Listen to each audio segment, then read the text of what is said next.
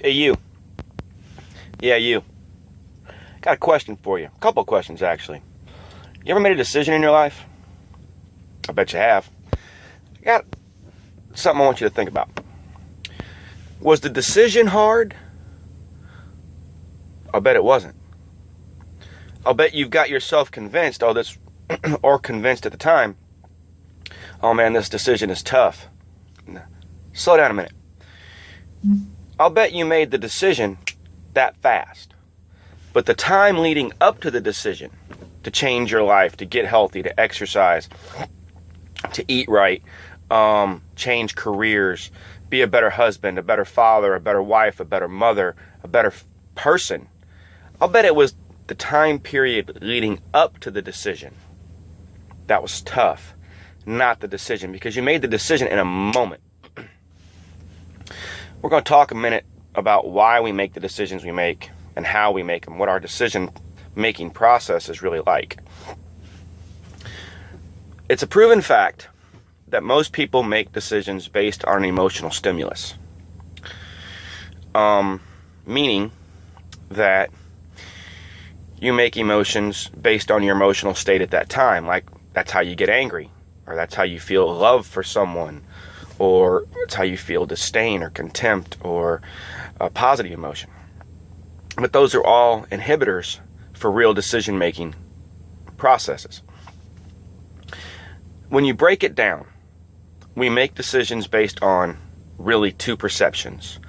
Our perception of the amount of pain or pleasure inside or that is going to reflect from that decision. For example, exercise is too hard. Dieting is too hard. Taking my medicine daily is too hard. Being nice to people is too hard. Helping someone is too hard. It's all crap. It's all BS.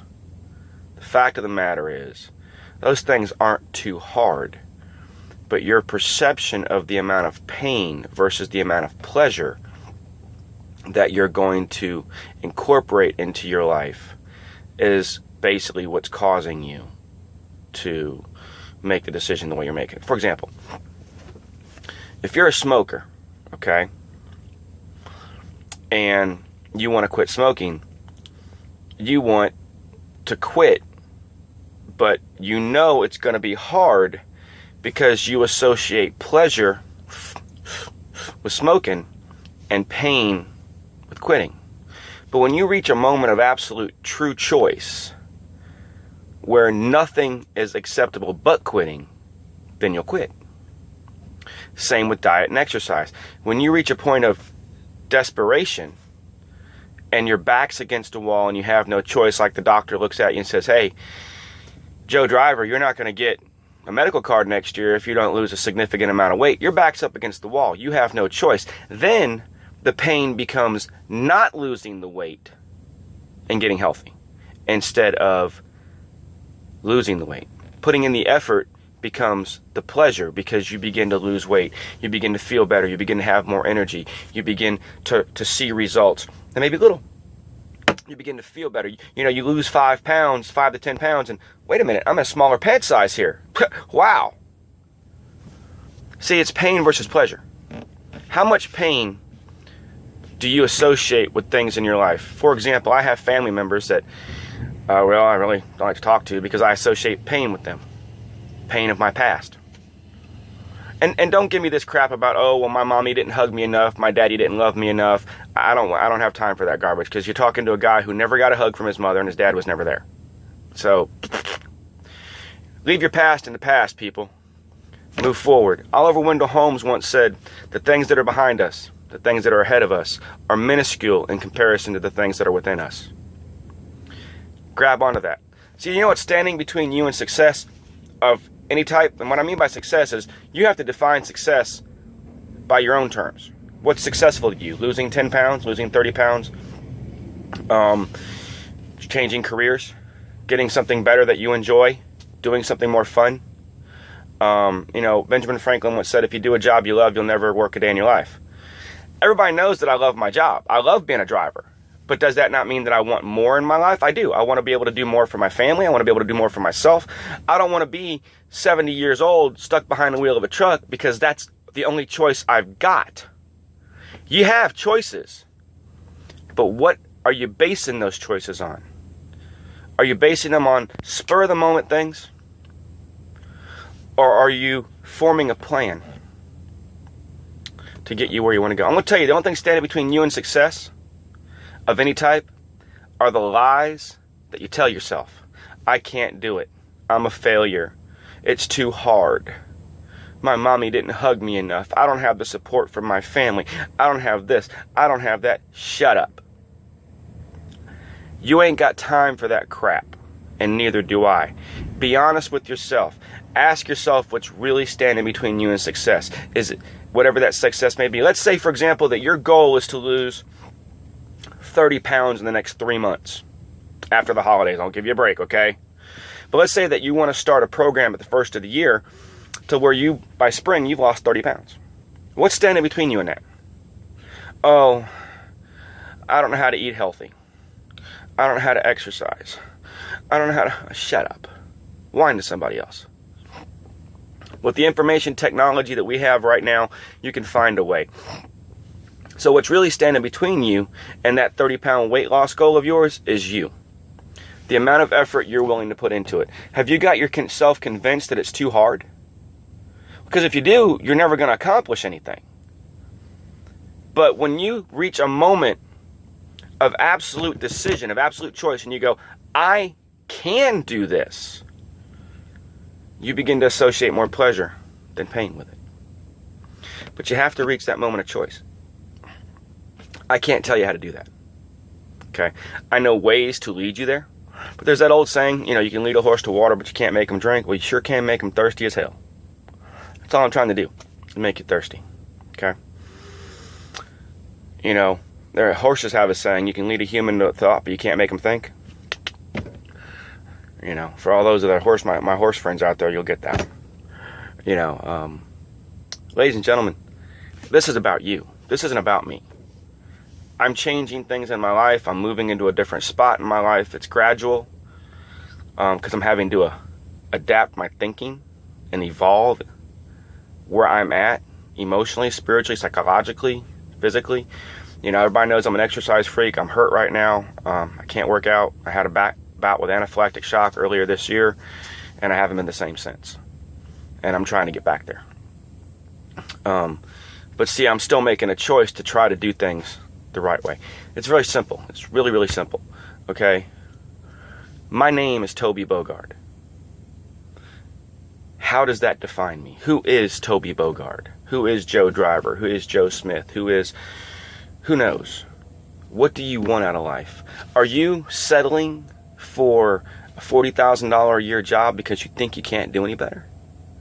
Or because you've convinced yourself you can't do any better? Or this is it. This is the best I'm going to get.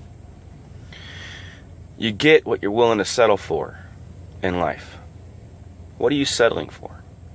What's standing between you? What lies are you telling yourself? What stories are you telling yourself about how much of a failure you are? Oh, I tried that once and it didn't work. So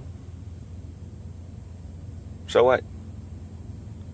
The only thing standing between you and success is defined by you, is the lies you're telling yourself. Now, I know a lot of people will say, oh, great video, Toby. Yeah, you're on it, man. I get that all the time. How many of you are actually taking what is in these videos and applying them to your life? I'm trying, okay? I will never ask you to do anything I won't do. Period. I love everybody out there, and I want to help. That's my whole goal, is to help. I've gotten turned on to some products as far as, some weight loss management stuff and some health stuff that I can't wait to try. I've got a friend who I've got a back injury right now, and she's recommending that I start to use something for it, and I can't wait to try it out because I'm sick of having back problems. I fell several years ago, and I'm one of those guys that if I move just wrong, I torque my back.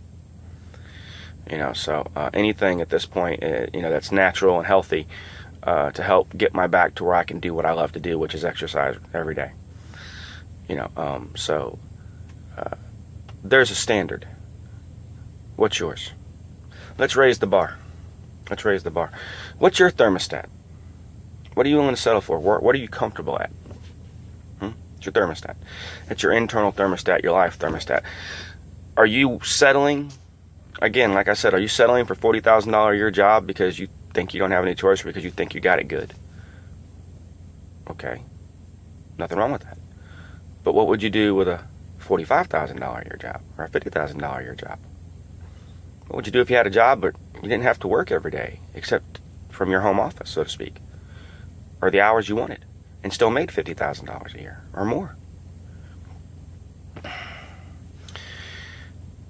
I'm 42 years old, and I'm just now discovering that life is worth living, not dying.